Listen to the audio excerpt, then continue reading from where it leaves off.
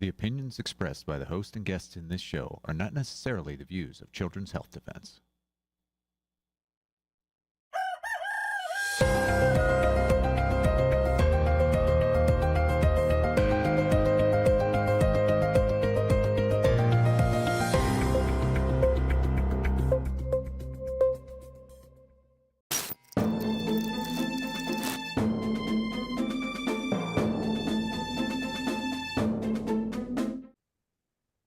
Good morning, CHD. It is Thursday, the 18th of September 2025. We are live here with Financial Rebellion. Good morning, Carolyn. Good morning, Catherine. Good morning, Polly.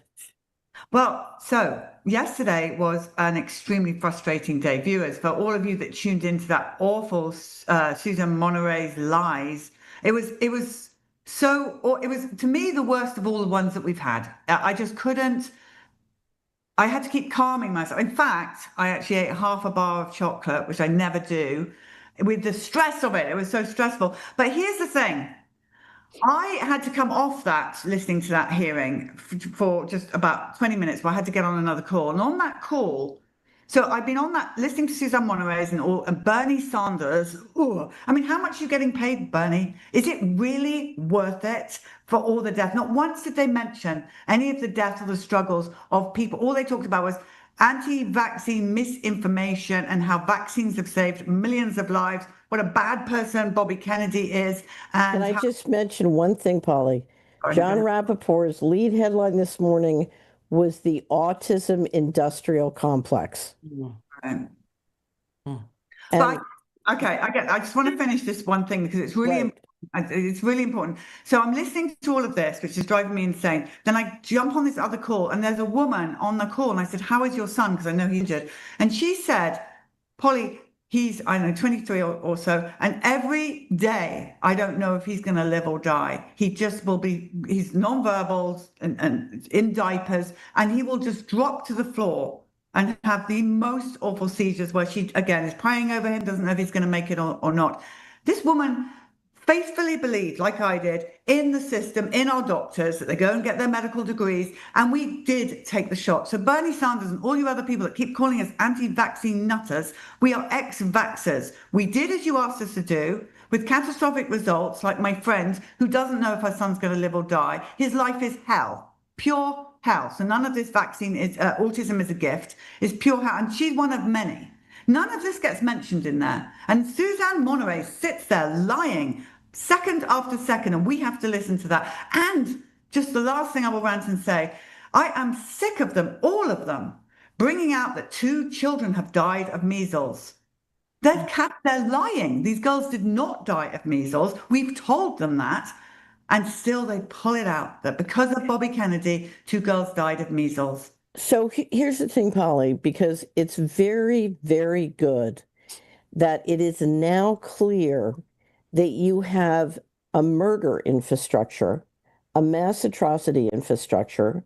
It knows what it's doing, and it will tell blatant lies to get away with it. It will use every trick in the book, from propaganda to mind control.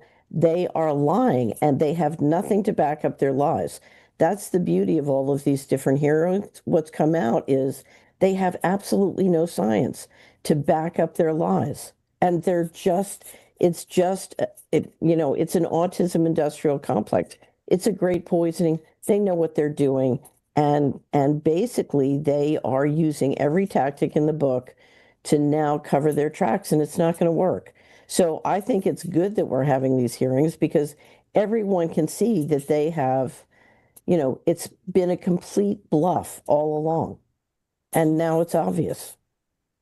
Yeah, well, yesterday's whole thing was clearly to push Bobby out. They want him gone. They cannot have him there. Because he is speaking truth. And I know a lot of you viewers are frustrated. You think he's controlled opposition. He's not doing what he should have done and got rid of all vaccines. It's not as simple as that. And I'm telling you, he is doing everything he can to stop this happening to our children. So let me explain politics. He's not going to get pushed out. And the reason he's not going to get pushed out, if he gets pushed out, the Republicans lose the 2026 elections. Okay, well, let's see what happens there. But Big It, Pharma want him out, I can tell you that. I'm sure they want him out, but if they push him out, the political consequences of pushing him out are more expensive than not pushing him out. And so these guys are going to rage and do everything they can. I think the chances of it working are small. And if they do succeed, then the Republicans lose 2026. Yeah. Period. End of discussion. Catherine, what did you think about the Charlie Kirk assassination? We haven't spoken about that. I think it's a psyop, and I think it's a complete waste of our time. What you want to focus on, forget what might have happened or not happened. What you want to focus on is this is being used as an excuse by the Attorney General. We're hearing it from the president to get tyrannical clothes at laws and to rip up the Constitution. Don't let it happen. So, don't let free speech be interfered with. Don't let any of your due process rights be destroyed. So lawlessness is not okay. And we're seeing, if you look at our collection on the control grid, this administration is moving to build a control grid. We can't let it happen. It's one of the reasons we want Kennedy to remain in there. He's one of the things slowing it down and trying to stop it. And the reality is you cannot let a vague standard like hate crime be used, because who's hate crime? And we've also seen an attack on due process with the attack on the Venezuelan boats. But you're watching a concerted effort to shred the Constitution. And I hate to say it, Charlie Kirk assassination was the Reichstag fire. Mm-hmm. So I just, my attitude is your time is busy. Don't waste time on this. What you need to understand is a group of people are trying to use this to take away all of your rights. Don't let it happen. Don't buy it. Don't believe it. And push back against them, because, it's only going to take a little bit of pushback to send the signal this is not going to work. And if you want one action to take politically that is the proper pushback, help Congressman Massey get the 218th vote to release the Epstein files. Because one of the things this is whiting out is the push to get the Epstein files, and every effort is being made to stop the Epstein files from coming out. Meantime, we have many people in the Epstein files over, having dinner with Prince Charles and I should call him King Charles now. And the Anglo-American Alliance celebrating. But, I keep saying this is the mega rich against everyone else, and we cannot let the mega rich tear up the fundamental legal principles that are the bedrock of this country. So, don't let this distract you, and don't let them get away from it. Yeah, all it takes is a little bit of pushback against people like Pam Bondi and what they're saying to make this go the other way. Right, well, let's bring on our amazing guest, shall we? Okay, so the person I'm about to bring in, Reinette Senum, is we're going to do programmable money first, Polly. Oh, all right, let's do that. Okay. So we have an amazing guest. She has a long and distinguished history of public service. She's also, I just found out today, she's been a broadcaster, in fact, at a radio station that I've had the pleasure of being on in California. And she has written an amazing Substack that we're going to talk about today about China and the movement to control people and resist the control through money. It's Dethroning Big Brother, China's Social Credit Rebellion Goes Viral. So we wanted to start off with our term of the day with Carolyn talking about programmable money. I should mention we're working on model legislation for state legislators to outlaw programmable money. We've seen a move in the United States to outlaw CBDC, but now we're watching a switch from using central bank digital currency to programmable stablecoins and crypto, and that also needs to be nipped in the bud, and we're going to get into that with our guest. But Carolyn, programmable money, tell us all about it. Yes, I did some research on this and I learned a whole lot. And I also looked into what's going on, the connection with the social credit system in China, since we were going to be talking about that. And, I found out that we're further along technologically than they are in China in enforcing programmable money in a social credit, what could be a social credit system. The features, the basic features of programmable money are automation. So you've got digitization of the money, conditionality, which involves conditions on the release of the money for expenditures, so that there's a program involved that determines whether the money can be spent. Transparency and traceability, which might involve blockchain or just a digital ledger, and a lack of intermediaries like banks and lawyers in certain processes. So there can be an automatic cutoff of the money if certain conditions are satisfied. I did a search on the internet for what is programmable money, and I came across a fairly extensive article called "What is Programmable Money" that the Fed put out, and that will be in the links. But much of what the Fed is pointing out is that you have to have the programmability and the digitization in basically linked together, whether they're side by side or whether it's embedded. They have to be together in a system. And the article talks about different ways of doing this. But there has to be some sort of verification process and a system that people believe in. Now, I did a search on the internet for how does China enforce its social credit system through money. And I found out that they sort of have a slapdash put together system that involves centralized control through their bank, which is keeping the information on your social credit score. And something like 95% of the transactions in China go through Alibaba and one other major private network, but those networks check with the government basically to find out about your credit score. So if you go to get a loan, the bank checks on your credit score. So it's sort of piecemeal and put together and not part of a single system that automatically has an algorithm that does something. So I found that very interesting, and there's a lot involved. And if you're into Bitcoin and crypto, you will understand better the Federal Reserve article and all the things that are involved. And even somebody like me is understanding that it's a very complex system, and defining what it is in order to say that we can't have it is complex, because we have systems with smart contracts, things where people are setting up a system to have their money go, monthly according to what their bills are. And those have some of the same aspects as programmable money because things automatically happen.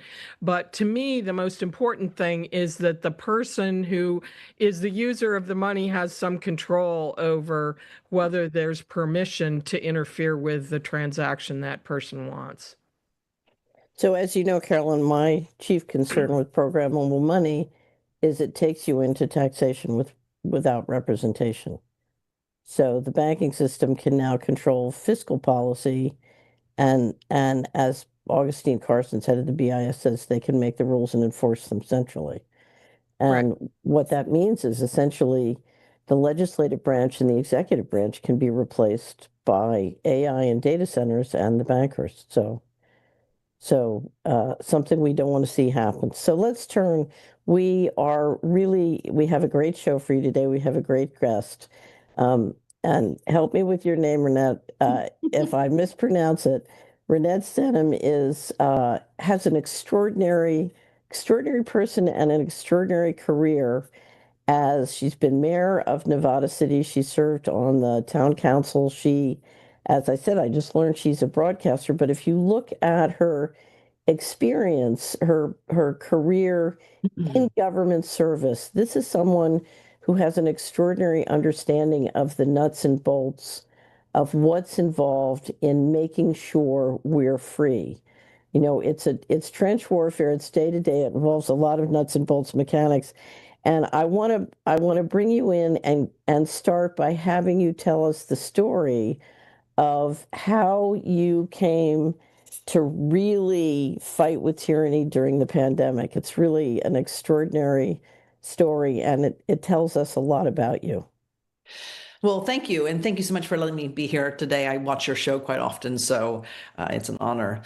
So I was on city council in 2020, and I was the mayor when COVID struck. And in fact, in January, I became aware of it because I was following what was going on in China. And it was the first time I was ever concerned about any kind of so-called pandemic. And so I warned the county, the city, there's this thing coming along called coronavirus, we should prepare. And then we had the stay-at-home orders, which, to be quite frank, I did support at the time as mayor because there were so many unknowns, so many questions. I said, guys, just give it 2 weeks. If it goes beyond 2 weeks, then we've got a problem. And of course, during this time, I was running for my third term as city council, and we had the state orders. They continued. It was during this time I began to see the red flags, and that was that we were having these weekly Friday Zoom calls with our county health department and our health director, our county CEO, our supervisoral chairs, and our mayors and our city managers as well. And I began to see something quite different, which was this top-down authority. And interestingly enough, it was in the fall of 2019 that legislation had passed allowing the county public health directors to have unilateral power to shut down our whole entire communities. And these were individuals who were never elected into those positions. They were not appointed into those positions. They were hired. And now they had this extraordinary power before them. And so I began to see this really weird dynamic where when we were on these Zoom calls every single week, I would start to ask questions, and either I was muted or I was ignored, or I was told by the county CEO that, Reinette, you're asking too many questions. Wait till after the Zoom call and we'll address your questions. They would just dogpile me afterwards. And at one point in the spring of 2020, I heard them say, well, you know what we're going to have to really focus on now is making sure that everyone's, they boost their, their immune system. And I said, fantastic. So let's get everyone back outside, get them in the sunshine, teach them about growing their own food, getting their hands in the soil. Let's go out and distribute zinc tablets and vitamin B and C and all these different things and talk about healthy eating. And I literally was shut down and told that I was talking conspiracy theories. And essentially the only way out of this mess back then, spring of 2020, was through vaccination. Wow. And then quite soon after that, we had Governor Newsom do a statewide mask mandate, which I was horrified by because I know I've gone down and I've lobbied for bills and I've, testified before the Congress on other topics like 5G. And I know how bills and legislation is passed, and I know that a governor does not have unilateral power to go out there and insist and mandate and make law that every California citizen wear a medical device on their face. So I marched myself down to the city police chief and I said, Chad, do you plan on enforcing this statewide mandate? And he said, I don't know how I can do that. There's no penal code and I can't enforce something without a penal code. And by the way, he said, this is not constitutional. I don't know how this could happen. And that's when I marched right back home, grabbed a Peggy Hall, the Healthy American video. She did a great job on how bills are passed, the whole process of legislation. And I did a big Facebook post by design to grab attention because the silence in California was shocking to me, especially by our leaders. And I basically said, Newsom is not king, and go about and breathe fresh air. And all hell broke out. And so at that point in time, the newspaper, the media really started to vilify me. And in City Hall, they were getting the phone calls and texts, we love her, we hate her, we love her. They were trying to force me to resign, which I did not. However, July 8th came along in 2020 when I'm ready to start my third term. And here we are on our Zoom call. We're all, stuck on Zoom now. And instead of taking the oath, I actually said, I'm going to resign. And I read them my resignation letter that basically said, you're all committing crimes against humanity. And we're going to come back in a few years and we're going to hold your feet to the fire to the highest extent of the law. And I really ticked off the community even more so. And then I went on and started broadcasting and interviewing people at that time because it was very quiet the summer of 2020. So I started interviewing Sherry Tenpenny and Dr. Peter McCullough and all these different individuals who are really out there on the forefront trying to bring some sanity to this insane situation. So what happened? You said they shut you out of ultimately the radio station. So what happened was the day of the stay-at-home orders, our KVR radio station, KVMR, Nevada City, California, shut their doors. They locked down the key code. No broadcasters were allowed in for many months.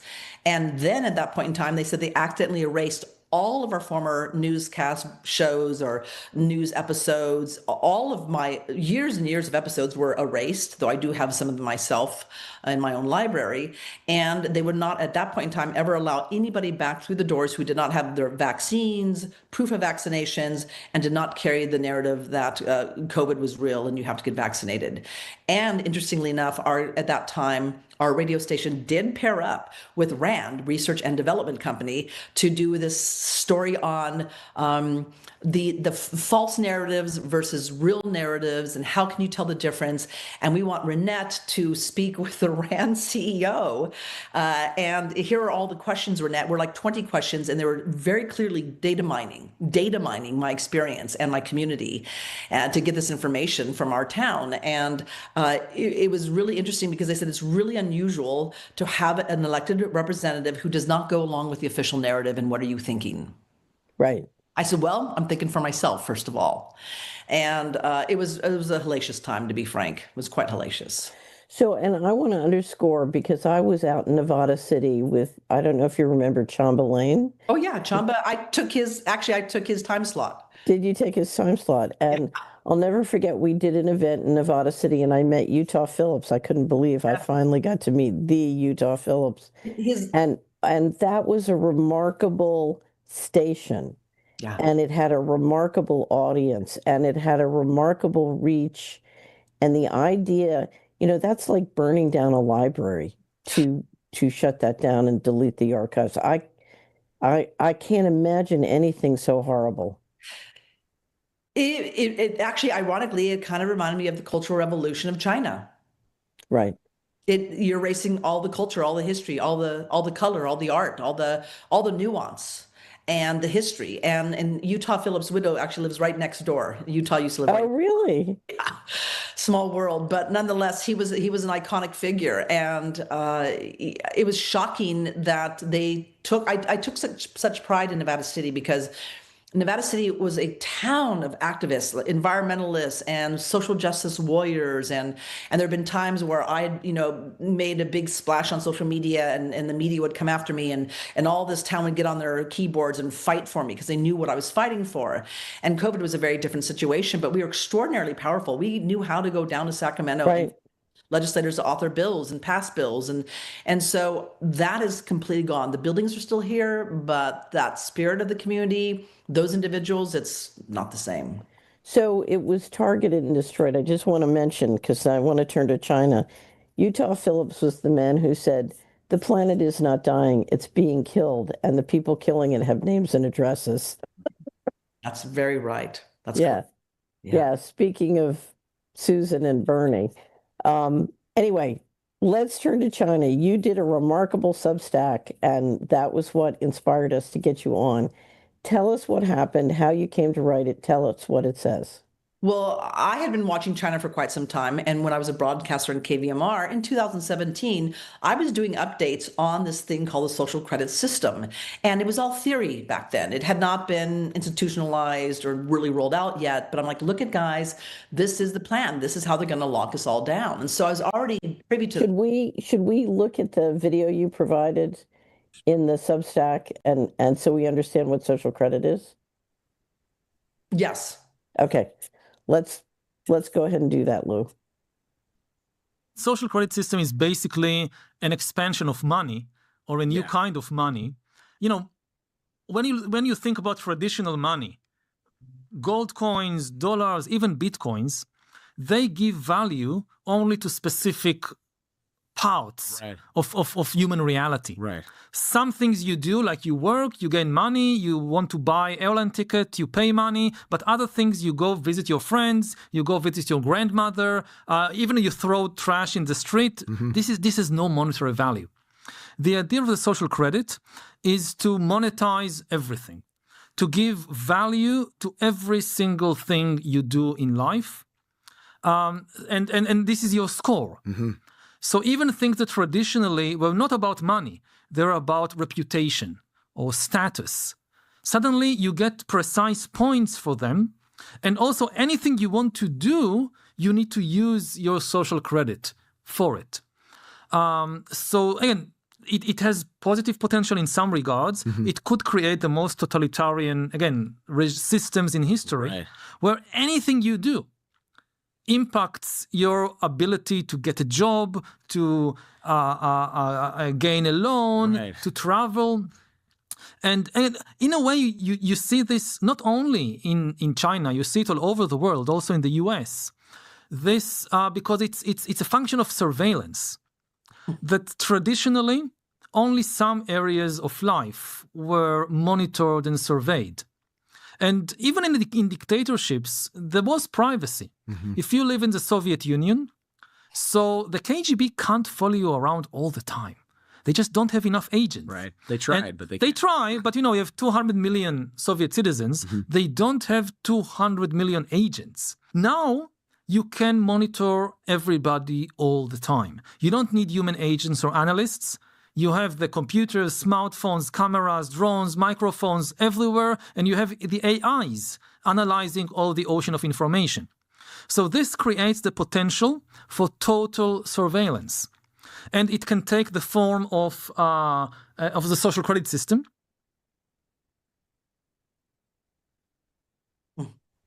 Okay, so continue.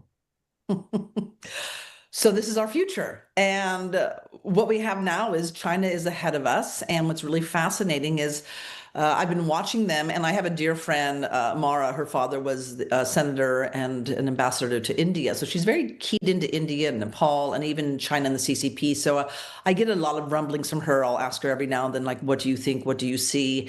And she had made me aware that there's this kind of silent coup going on against Xi Jinping because essentially since COVID, international travel has not rebounded. People do not feel safe in China. They don't want to participate in that social credit system and the biometrics. They would have to do that in order to go.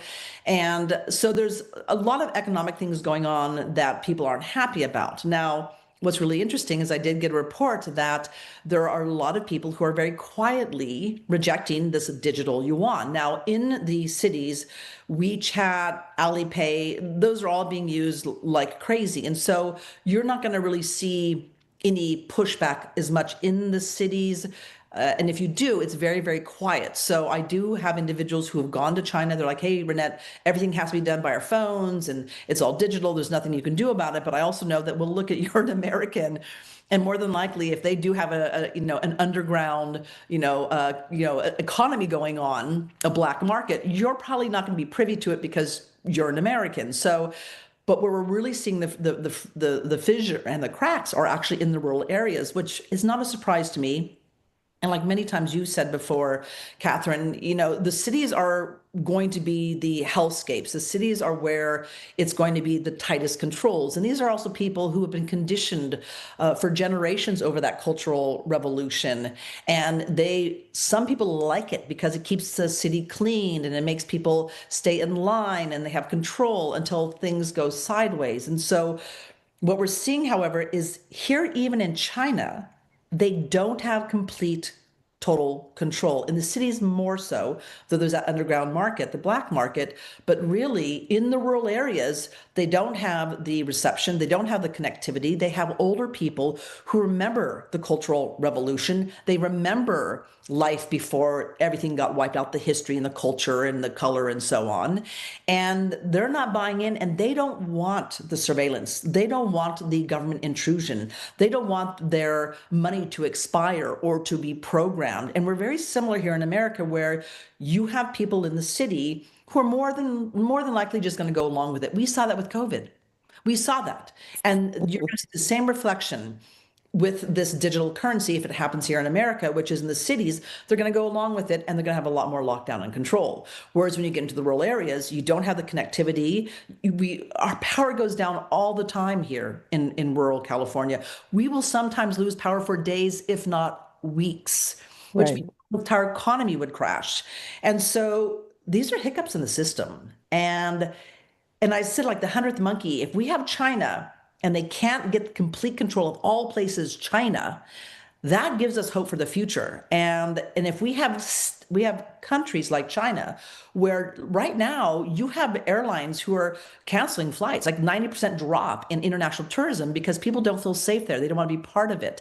And so that's another Achilles heel to this whole system, is when we have nations who are using the biometric system, the surveillance, and the digital currency as a rope around the neck and the wallet. And if we do not fly to those countries and visit those countries and tour in those countries, that also gives us another level of power, saying, you know what, we reject this and we're not going to visit your country until you stop this. So there's actually some cracks that we're seeing that I don't think the average American knows about. So how are people in China?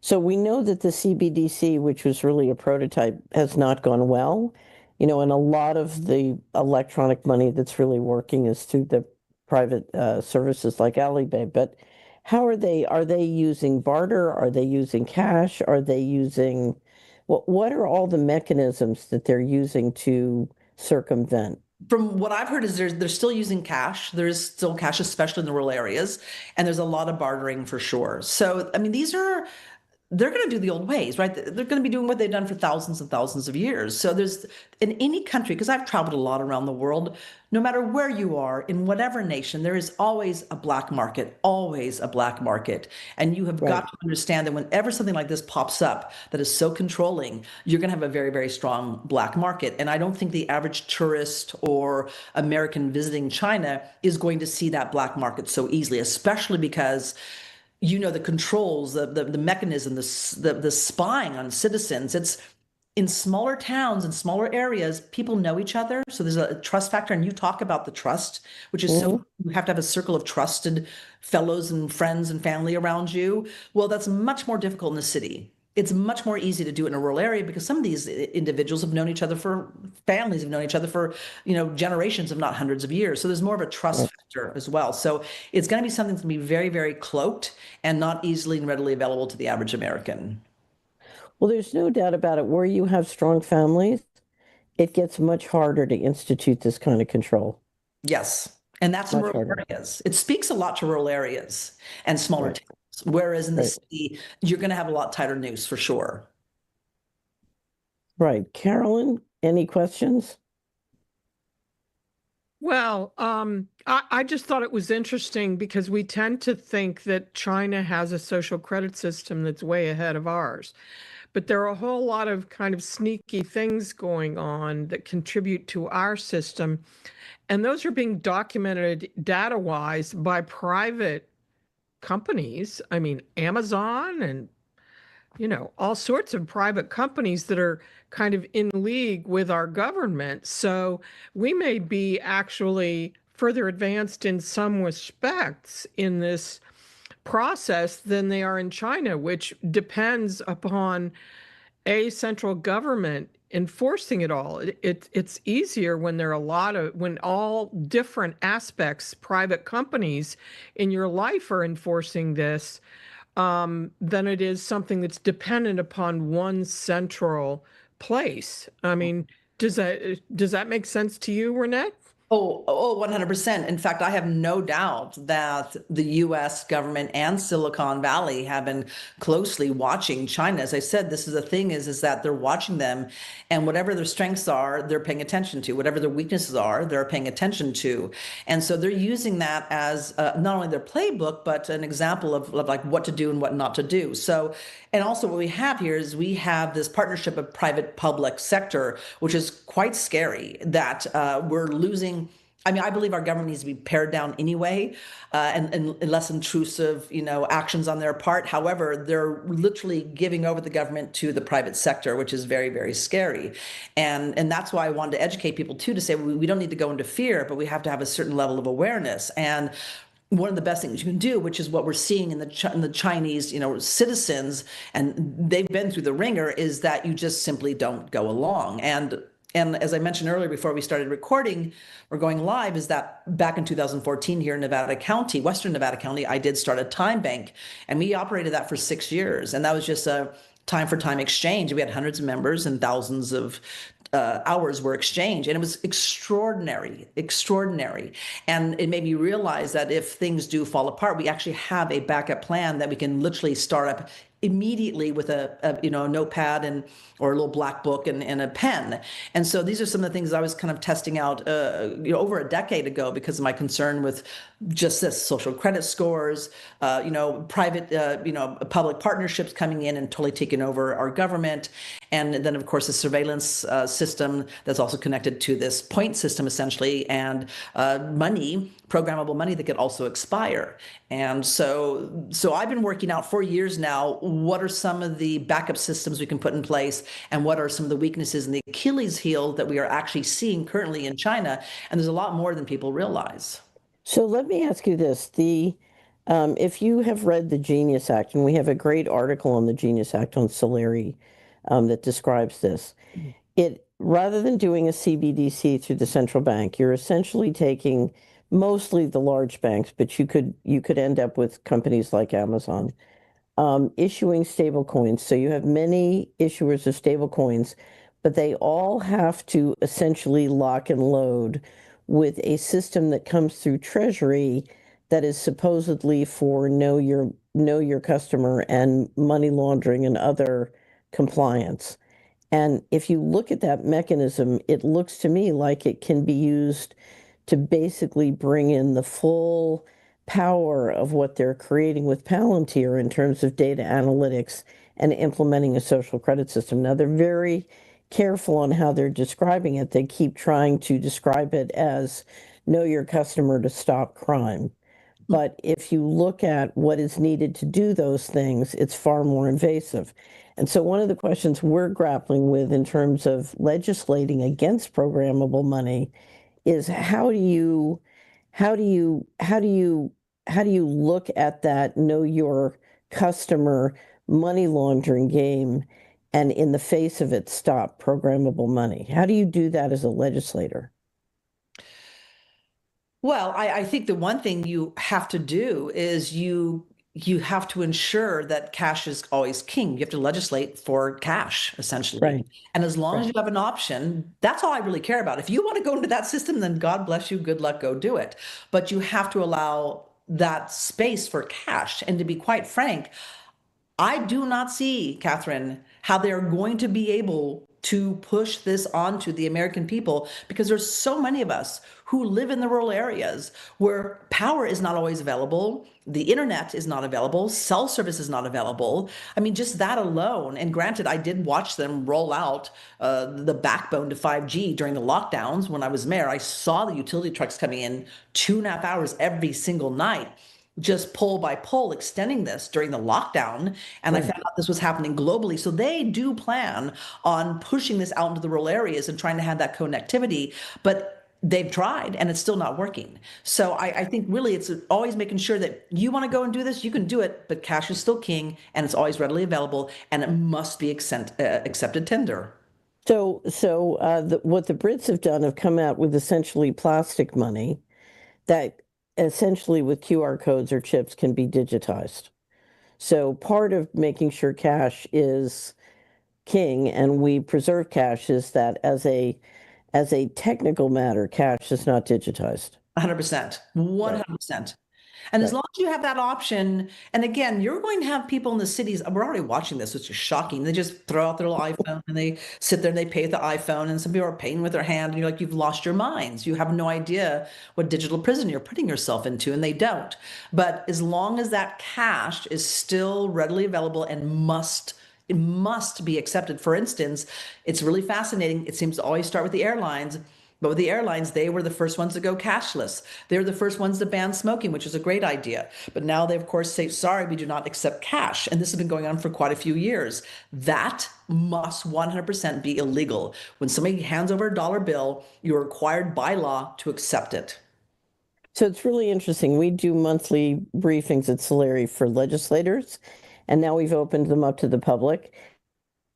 Our last few, I have had maybe 10 emails or personal proposals saying, look, an all digital financial system is inevitable.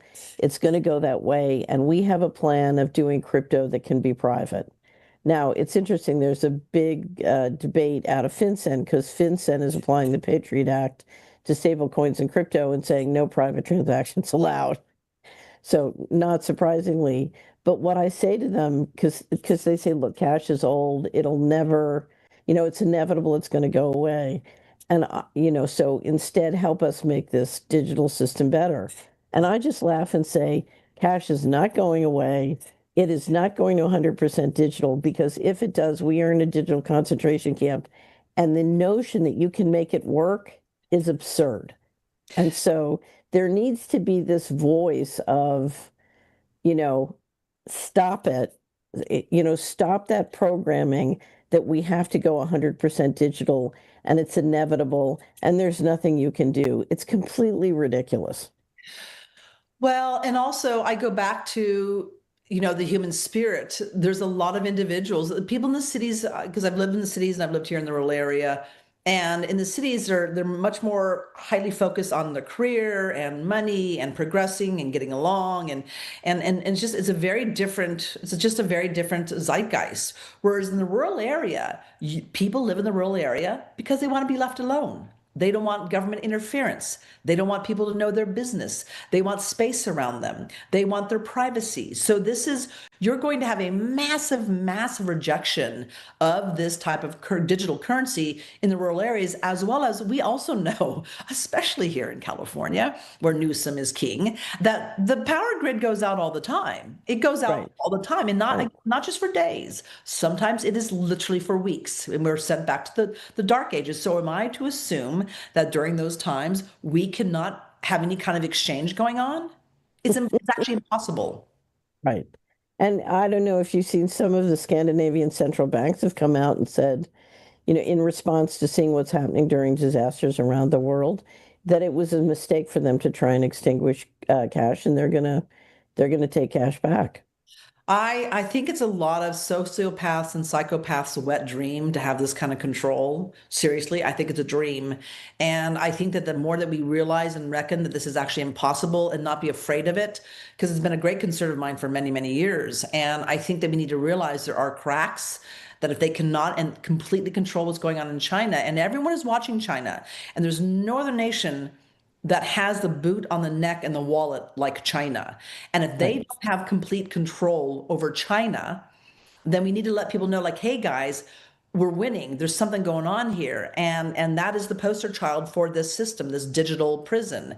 And so it's very hopeful. And so I just want people to know, like, look at cash is king. Pay with it as much as possible. Do not go along with it. Talk to your legislators and saying during a time of emergency, which happens all the time in California, fires, floods, you name it, you cannot expect us to shut down commerce for days, if sometimes weeks, because the system does not support life. It does not support life and happenstance and emergencies and events. It's impossible. So I think that we have to really come from that angle, especially, which is very, very common here in California, and say it's impossible. You've got to always ensure that whether it's on an airplane or just your local hardware store, that cash is always accepted.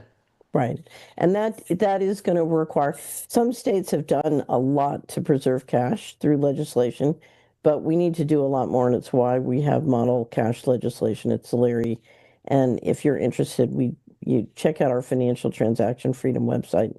We'd love to, make sure that you can work with your legislators to ensure that this is done. So, Polly, you've been very quiet. Do you have questions? Well, I'm finding it fascinating. Yes, I do. Reinette, thank you. First of all, you speak very well, very easy to listen to. So you're welcome on this platform anytime you like. Thanks. But also, what else are we doing that we're not realizing we're doing that's contributing towards this? Like, I mean, I have a big thing about QR codes. I can't believe how everybody doesn't get the QR codes, including people at CHD. So what else are we doing? You just think, oh, I didn't think I was doing, you know what I mean? You just don't realize. Like when Catherine said using cash because you don't want to be traced, and I was using cash and I didn't think I was putting in for my reward because everyone wants a reward. I was actually logging it. You don't think, see? So Reinette, talk us through other things we might be You doing. know, I have to say it's one of the best things you can do is while you're standing in line at the grocery store, or and you got your cash in hand, you're waiting to have your be checked out, is to literally just start a conversation with a person next to you and just say, wouldn't that be awful if the power went out and we couldn't pay for everything? Or remember that time when we lost power for a week? Could you imagine if everything went digital? And that is the best darn thing you can do, is just start having those conversations and actually being the walking example and saying, is your paying, like, oh, I love to pay cash. So when, so I can stop the whole digital, prison going on, and like, just be the walking example, and people seeing, or actually saying, letting people know, why are you using cash? And that's a great subtle way. We do that during COVID. When COVID was happening, we'd have conversations about vaccines because they're trapped audience. They have to stand in line. They can't escape you.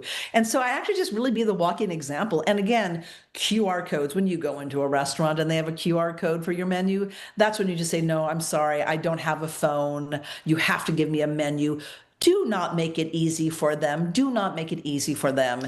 And then challenge your friends and neighbors. Just challenge them and say, hey, try using cash, and tell them why. And I think they'll actually start understanding. But again, to be quite frank, I think most of the answers are coming from the rural areas, because you have the right mindset where people just are less likely to go along with it, where people in the city are just going about the day. They want quick convenience, hurry. They got to go, from point A to point B. And I think you're less likely to have the kind of cultural pushback in the cities as you will in the rural areas. So Reinette, I have to jump in and can I talk about Halloween cash? Have you heard about this, Polly? We have several blog posts on Solari.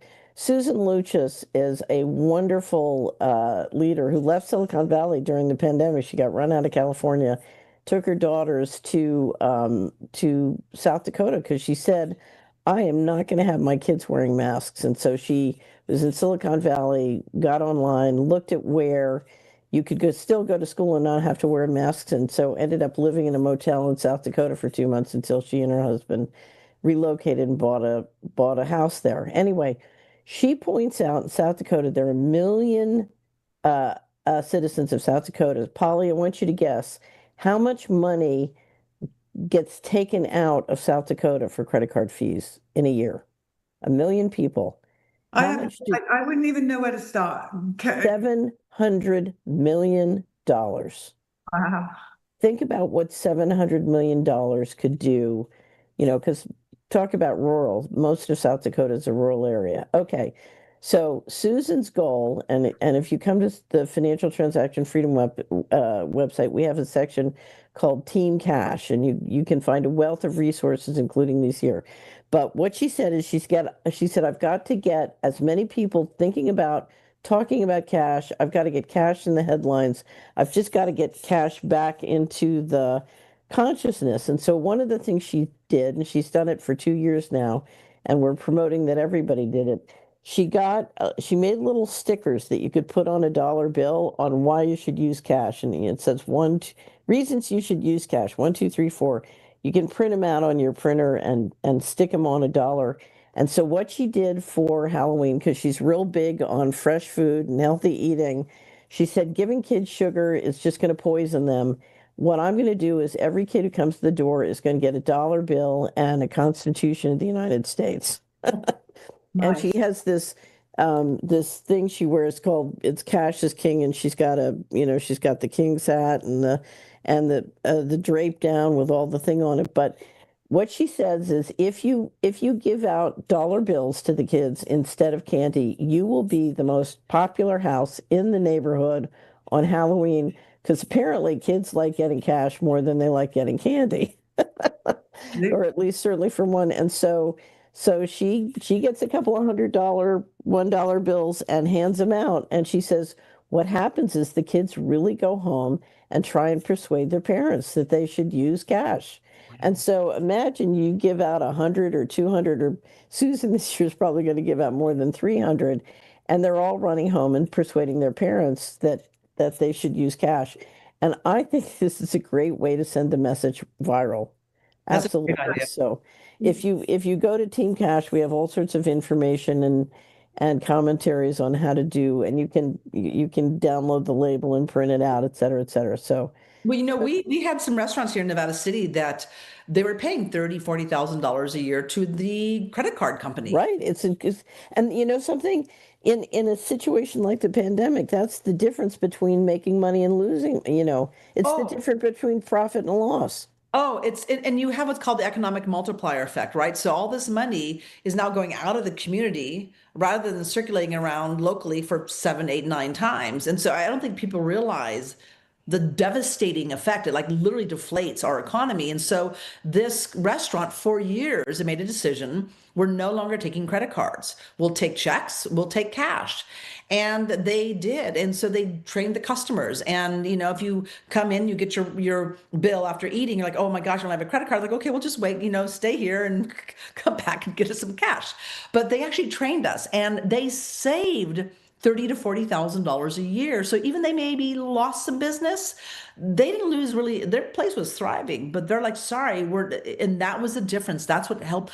As a former restaurant owner myself, to lose $30,000 to $40,000 in Right. credit card fees is, as you said, that is your profit margin.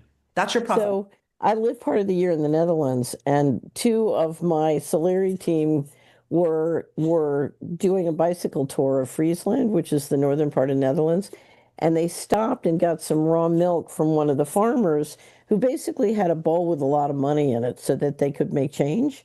And you had a price scale up, and they ended up seeing him on one of their stops and asked him why he didn't have the fancy electronic setup so everybody could pay electronically. And he said, look, if you look at the cost of how much I lose in fees and buying the equipment versus how, most people are honest. I rarely have anybody steal. The stealing that my neighbors theoretically might do is less than what the credit card companies are taking. So Yeah. I don't, so I do cash. We actually have little fruit stands and flower stands in Nevada City where it's on the honor system and you put your cash in the little jar. Right. Yeah, it's amazing. Yeah. And those type of things would not be able to happen. And are we to believe that a little child wants to have a lemonade stand on the side of the street in their neighborhood and they can't do it unless they have a QR code? I mean, is that what we're going to? So, I don't think so. And so, ultimately, we're seeing again this ripple effect. We're seeing cracks in the wall, and also to let you know, what's really I think fascinating is that it's not just the rural people who are responding to these policies and Orwellian, acts essentially, but when you look at millionaires exiting nations, China's number one right now. And the UK is under that because they don't like what's going on. The big Right. money is leaving these nations that are putting the boot on citizens' necks. And so we're even seeing big money exit as well. Well, this is one reason why Xi Jinping is not doing very well is because they're losing their millionaires. So there's all these things going on right now that really does not bode well for the system. And I think the sooner the American people see the light, see these cracks are in the system, that they're not even able to control China itself, that I think it empowers us, it emboldens us, it actually encourages us to be part of that resistance because we have a really good fighting chance. Right. So I was in China in 2000. I was back in Hong Kong. I used to live in Hong Kong, and I was back in Hong Kong in 2018 and got a remarkable tour. And from the time that China built the bridge into Hong Kong and really began to exercise economic control, you just saw the life and inspiration go out of Hong Kong. Hong Kong was always listed as one of the top, if not the top, most innovative cities in the world. And all the innovation had left. Everything felt dead. And of course, all the discussion was, how are we going to shift our money out? One of the things they were waiting for was to see if the US dropped the estate tax, because then you were going to see an enormous shift of money out of Asia into the United States. So there's no doubt, if you look at what happened is between Xi Jinping and sort of the Shanghai business crowd, you see tyranny draining so much out of China. And it was frightening to feel it in 2018. And of course, the kids in Hong Kong who'd been protesting and fighting, the level of kids feeling there was no future was something you never, ever want to feel. And of course, that's one of the reasons that Polly and CHD have been working so hard to reverse the great poisoning, because, it's happening in a more subtle way in the US, but it's also happening. Well, oops. What's interesting is that what we're watching in Nepal, for instance, right? Bangladesh last year, even UK, but with Nepal, you have these young people, Gen Z, the economy's not good in Nepal. They lose about 740,000 Nepalese every year to jobs elsewhere out of the country. And when they changed the laws where they're forcing the social media companies to register with the government, I think only TikTok was the only one to do this, of course. But when they shut down these platforms, that was not only the place where the young people could actually do business. Of course they're communicating, but this is where they're doing businesses online.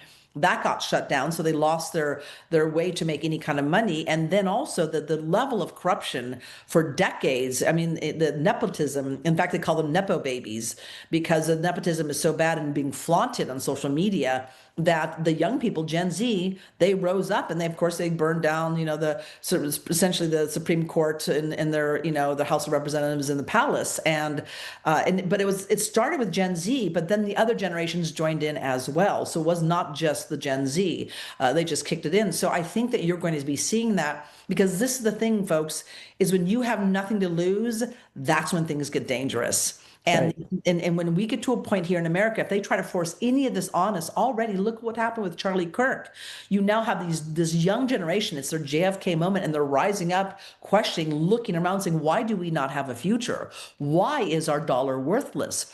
Why are we worse off than our parents and grandparents were at this age? They can't even move out of the house. And so I think that we are definitely on the brink that if they try to push in this digital currency of any kind, you're going to see a massive, unprecedented uprising like we just saw in the UK, we just saw in Nepal from the young people, and then the other generations are going to follow suit.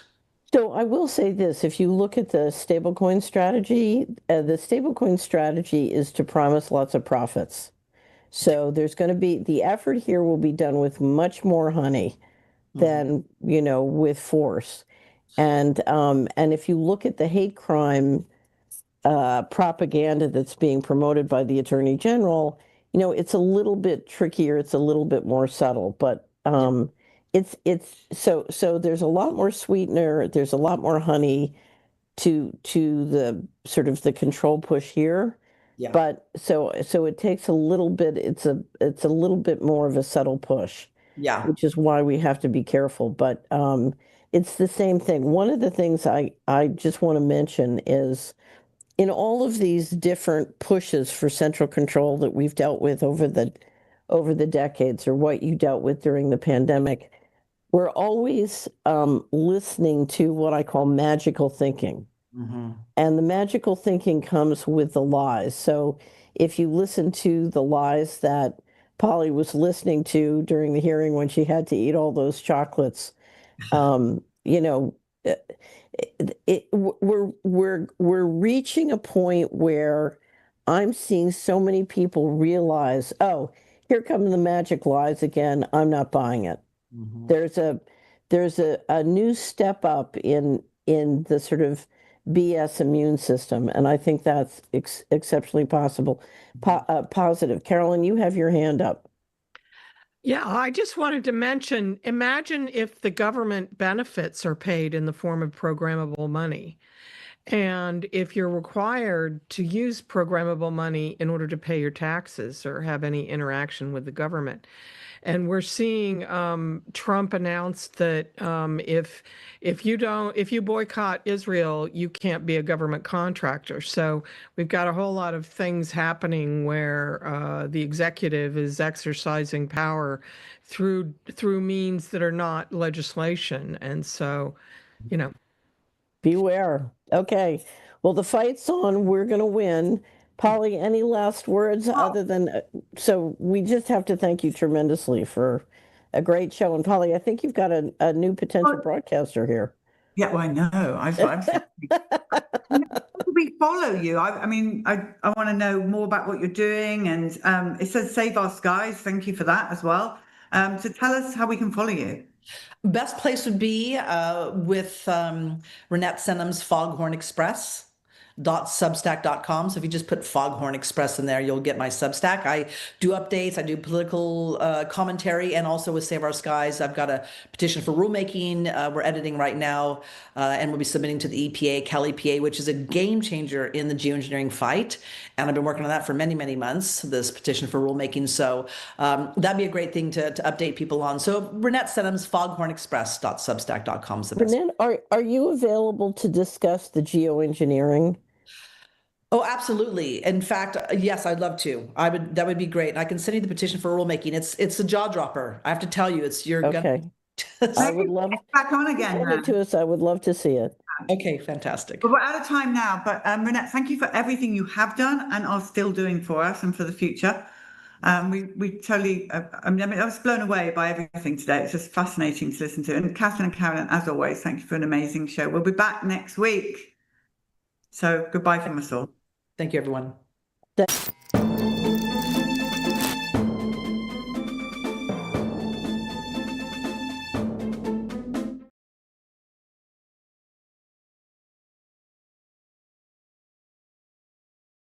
Okay, we're live. Tell us your name, please. Dr. Paul Finucane. And what kind of a doctor are you? Alternative medicine, natural medicine, chiropractor, naturopath, Nice. acupuncturist, nutrition. Nice. And you are? Mark McCollum, physician assistant, primary care for 30 years. Okay, so why are you both here? You're both here to warn us, to tell us about treatment, how you got, where would you like to go? What would you like to tell the world? Definitely about wellness. Okay, please, yeah. Yeah, as far as, we treat any and all conditions with wellness as the first line of help in nutrition and wellness treatments, but all kinds of modalities. But we've worked a lot, we understand, with the COVID patients. I didn't lose a single person that we know of to COVID, but we've had people have complications with the vaccines, and now we're trying to help them recover and not have injury, not have damage, and hopefully not take any more that's caused problems for them. So on the bus we're saying COVID, shot, injury and death, and unbelievable, more than the COVID shot, injury and death, hospital protocol death of the unvaccinated. Yeah, we've had patients that we're doing from medical, missed medical care or from the vaccines. Now, what about shedding? Because we're hearing from the people who did not take the shot that are showing now symptoms of the injured from the shot. Well, none of my staff had been sick or ill, but we treated people the whole time. We did have some of our staff out, but we recovered quickly because of our protocols and treatments. But we had doctors who had never been out sick that were probably because of shedding or so many sick people that we were around. But we've all recovered and done well because of our natural treatments and great staff and great doctors. Yeah. The key to getting over this, whether it goes into pandemic state again or not, is going to be starting off with a good, healthy immune system. And something as simple as getting a vitamin D level that's up over 50 or 60 versus the usual somewhere between 15 and 30 that even most people in Florida have, that when we test, can mean the difference between, is this going to be a cold, maybe a bad flu, or something that's going to land you in the hospital and then at the hands of the drug companies and the what I call the death protocols. Why do you think the vitamin D level is so low in people at the moment? We've been told for the last 30 years, protect your skin, wear sunscreen, stay out of the sun, you're going to get skin cancer, and all it's really done is it's just caused everybody to have low vitamin D levels. They put vitamin D in milk. Okay, it's enough to kind of keep your bones going, but it's not really enough to keep your immune system strong. So it starts off with having adequate amounts of proper nutrition, including zinc, vitamin C, and also vitamin D. That's the foundation of the pyramid to whether this turns into, again, a cold or if it's going to be potentially life-threatening or the cause of death.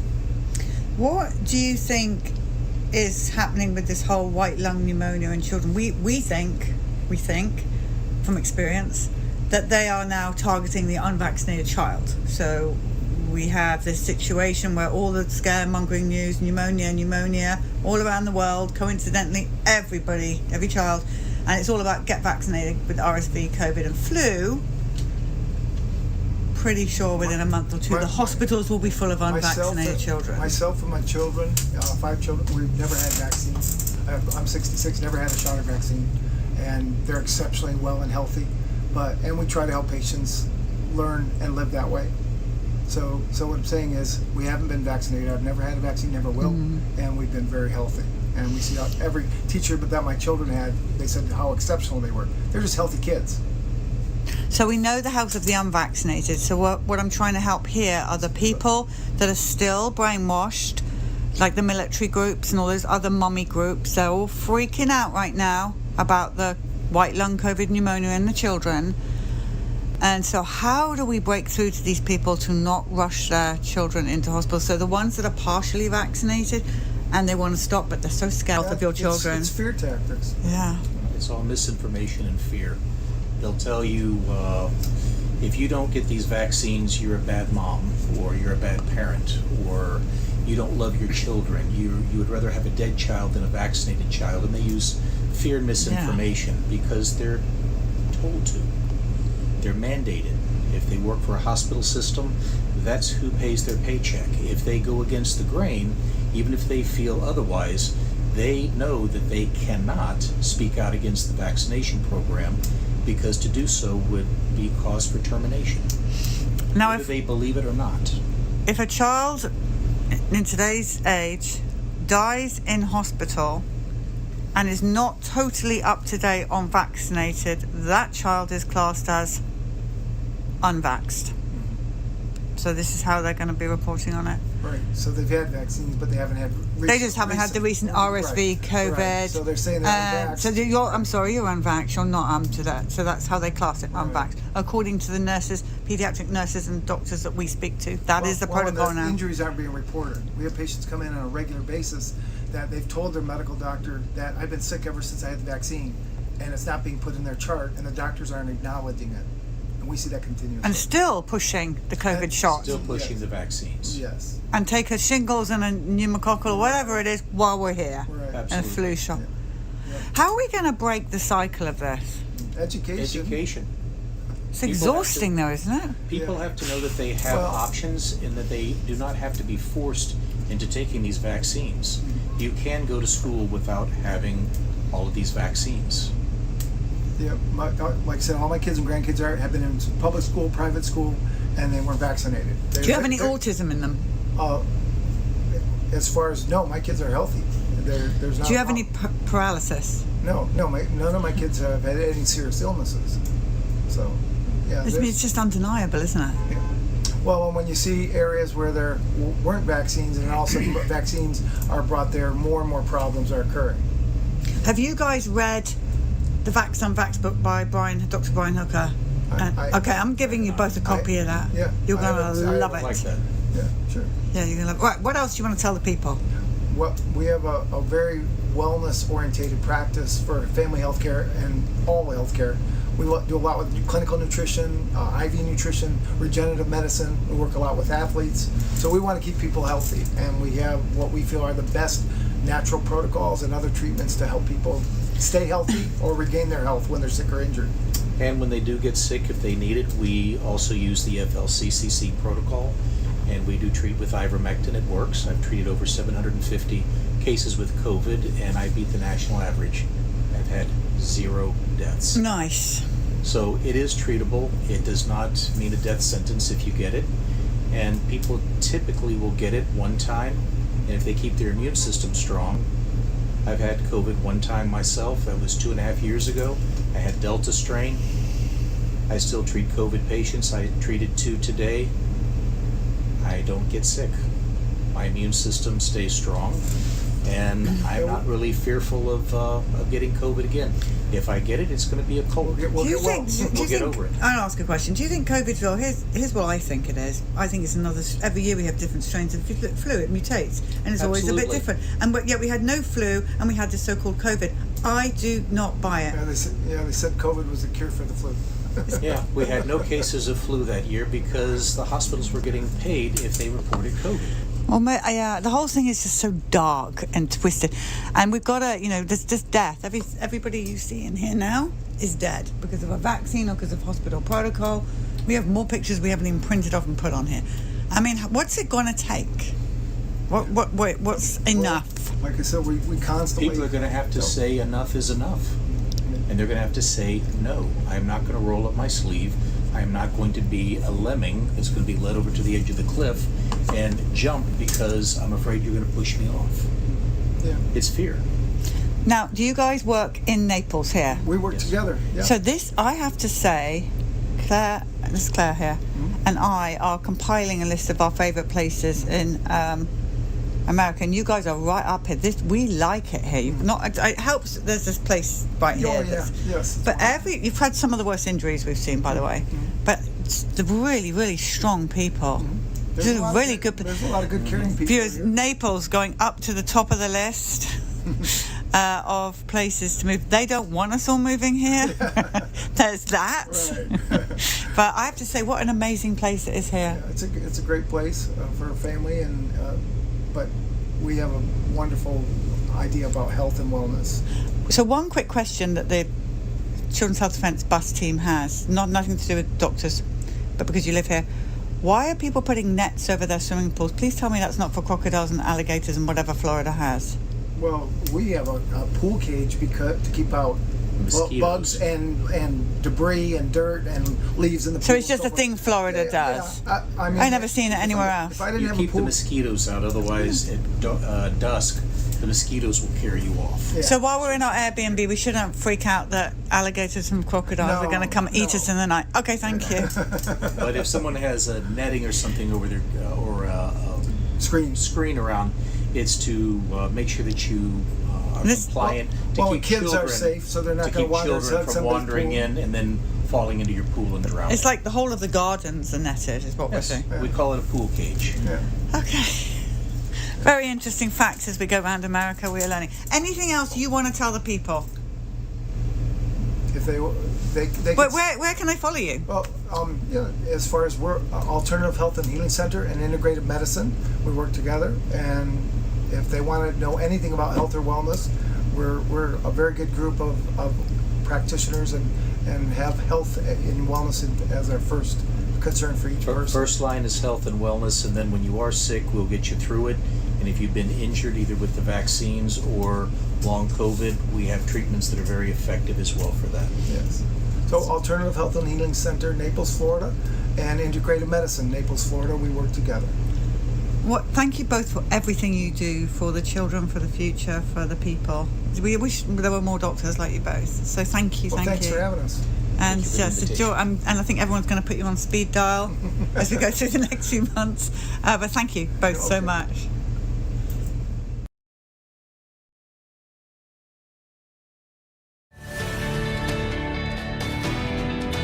History doesn't wait. This is our moment to rise, unite, and reclaim our children's health. Join us here in Austin, Texas this November at the Children's Health Defense Conference. In the wake of unprecedented medical overreach and censorship, the world is waking up, and people like you are leading the way. We're at a turning point in history. With the pandemic behind us, our fight for freedom and health has reached the global stage. This is our moment of truth, and we're ready to seize it together. And Children's Health Defense has been at the forefront of this charge. Our 2025 conference brings together the leaders, visionaries, and warriors who made it happen. Meet the parents whose lives were forever changed, and hear from doctors who risked everything to speak out. Stand with those who refused to be silenced. You are going to hear from world-renowned speakers, doctors, and frontline leaders driving the medical freedom movement. Discover real-world solutions grounded in science, integrity, and human rights. Join the discussion to talk about vaccines, informed consent, parental rights, and so much more. And you'll, of course, hear from your favorite CHD personalities, sharing the latest on CHD's research, litigation, and outreach. And while you're there, soak up the energy, culture, and music of beautiful Austin, Texas. Whether you're a parent, a practitioner, or a medical freedom advocate, this is your call to action to protect what matters most. Be part of the movement that is rewriting the story for generations to come. So please join us. Join us. Join us. Let's make history together in Austin.